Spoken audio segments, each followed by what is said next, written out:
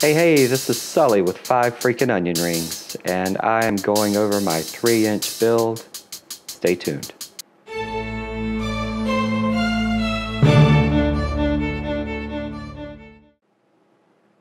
Hey, what's up all you happy people out there? This is Sully from 5 freaking onion rings, and I could not be happier because I finally got my 3-inch build, and I was going to do a plain build video, but then I thought, my build videos suck, and almost everybody here knows how to put these things together, so I just wanted to do a rundown of the parts and first impressions and all. This is an X3 112 frame. It's 112 millimeters, a true X frame with a tiny little head pod, 3 standoffs that are a tiny bit short, and they, it's a 112 millimeter frame. It works with 30-40 props, but I will say it has the tightest clearances I've ever encountered in my life, which is why I have a rubber band on. That's to help keep the wires in and away from this spinning death trap. And anyway, it's a 112 frame. It has Racer Star's 1407s on it, 1407 3500 kV. These are 3035 Pro Racer Star quad blade props. I have used an XT60 on here because that's the type of charger I have, the parallel charger. This is the 8-channel, it's $4.99, 8-channel flysky receiver. It comes with a little tail out. Buzzer, it's an active buzzer from Amazon. That is a VTX03 from Eachine. Multi-channel, it's got an LCD display and push buttons. I added the shrink wrap just to kind of protect the little prop. It's got one of those little whip antennas on top.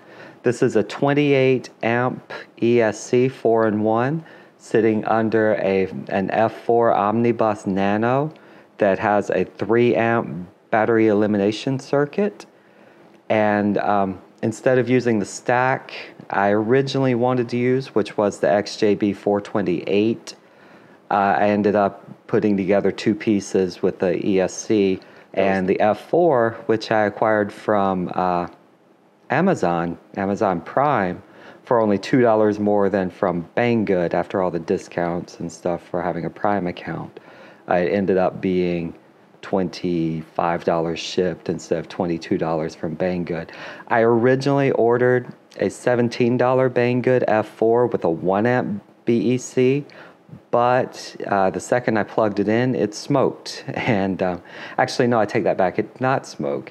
It heated up like crazy, didn't smoke, and it worked when connected to this ESC. It worked fine, except that I thought it was so hot.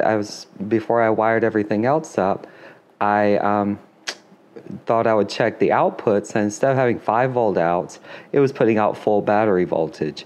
And none of my accessories here run off full battery voltage. They run off of 5 volts, between 5 and 8 volts for the most part, 1 or 2S. And yeah, other than that, I do have the Turbowing DVR inside of there. So underneath that rubber band, it's a Turbowing camera with a DVR, so I can get some 720p video out. Not quite I guess technically HD, but not quite. Not 1080, obviously, but should be good enough for me.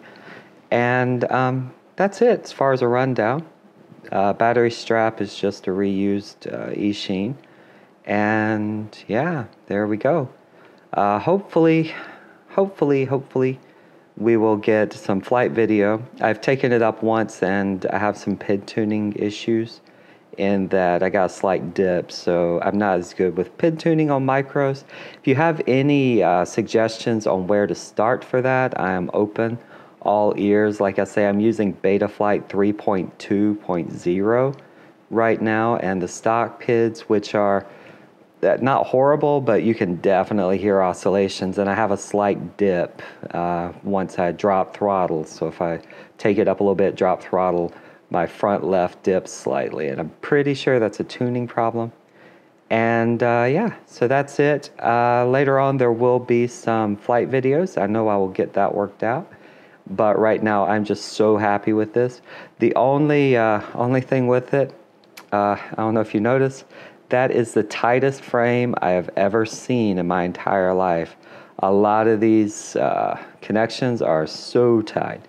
And yeah, after this, I'm going to work in some of the videos that I took while I was building it. So if you want to stick around for the next few minutes, I'll have some of the wiring up and how the flight controller is wired up.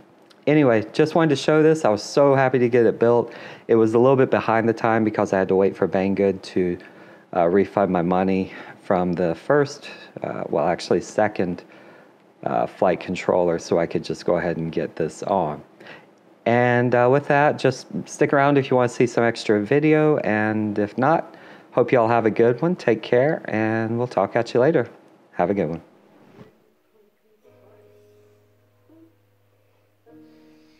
And here we have the ESC wired up.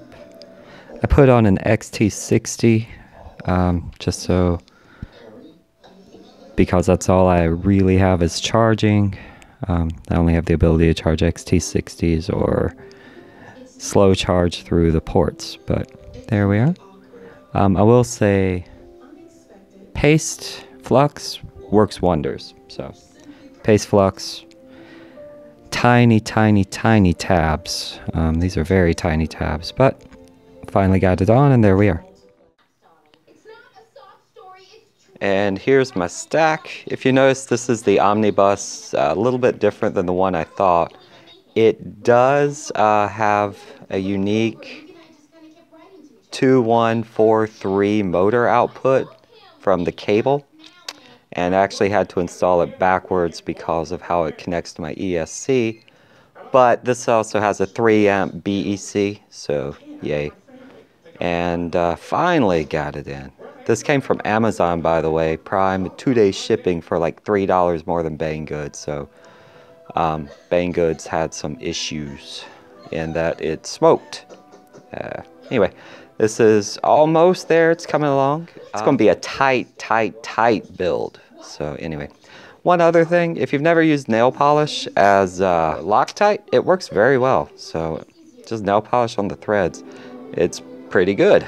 And so this is what you call micro. Did I mention how small these were? This is my pinky. So I have pre-soldered and pre-tinned. So we're about to put on the receiver, and I'm about to go ahead and pre-tin my video outs in 5 volt. Yeah, this is tiny. Did I mention this was a tight build? Holy cow. Yeah, so pre-tinned. That I'm hoping is UART 6 video signal, or video 5 volt ground. And I want OSD, so we're about to figure out how to do this. Alright, cool. I'm about to bind actually, so let's see if I can get this bound. This is a $5 receiver, and it's actually pretty good. It has a button that you hold down when you power up. So you just hold this button down, power up, do your normal binding procedure, and you'll see here, you get nothing back. So it's, the remote has no clue that you're bound, but you're bound. And that's pretty easy. Love it. That was easy. I always get worried about binding, so it's pretty simple. And don't forget, always use a smoke stopper. And here we are. We have OSD. I have tested my transmitter. It works fine. I'll be showing some screenshots of beta flight. I also rigged in a buzzer. It's an active buzzer. And about to put the canopy on if it focuses. And did I mention this is an insanely tight build? Those are tiny. I super glued a couple, super glue to hold some stuff in, and I cleaned up a little bit on the ESCs, so they're tight. I was going to wrap some tape, and I put my battery strap through. You have to have a short one because the batteries are small. And yeah, so here we are, and I'm going to run through beta flight settings in just a minute, and after that I think we'll be able to do a test.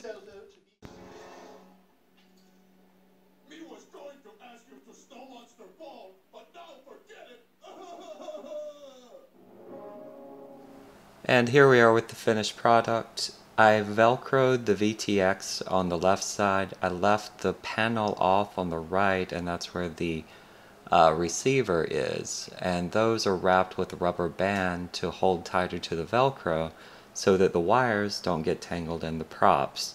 I wasn't joking when I said this was a tight build. And it comes in at 133 grams, which you saw on the front page, which means it's under 250 with the battery. So yay.